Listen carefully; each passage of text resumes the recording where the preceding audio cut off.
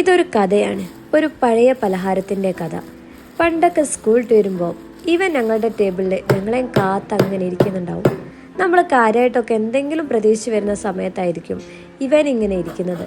അത് കാണുമ്പോൾ അന്നൊക്കെ തോന്നിയിരുന്ന ഒരു ദേഷ്യമുണ്ട്. പക്ഷേ കാലങ്ങൾക്ക് ശേഷം ഇന്നിരുന്നാലോചിക്കുമ്പോൾ അതൊക്കെ മധുരമുള്ള ഓർമ്മകളാണ്. ഇതിൻ്റെ പ്രോസസ്സ് വളരെ സിമ്പിളാണ്. ചെറിയുള്ളിയും ചെറുപഴവും ശർക്കരയും അത് രണ്ടും അങ്ങ് കൂട്ടിക്കൊഴിക്കുക. അതിലേക്ക് കുറച്ച് അവിലിടുക. അതിനുശേഷം ഇത്തിരി തേങ്ങ ചിരകിയതും വലിയ ജീരകവും കൂടെ കൂട്ടിക്കുഴച്ച്, പിന്നെ ഇത് കൈകൊണ്ട് തന്നെ കുഴക്കണം കേട്ടോ. അതാണ് അതിൻ്റെ ഹൈലൈറ്റ്.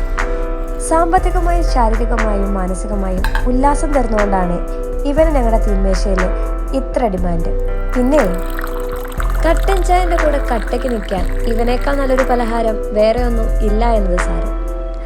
എന്നാ പിന്നെ എപ്പോഴും പറയുന്ന പോലെ, അപ്പോൾ ടാറ്റാ.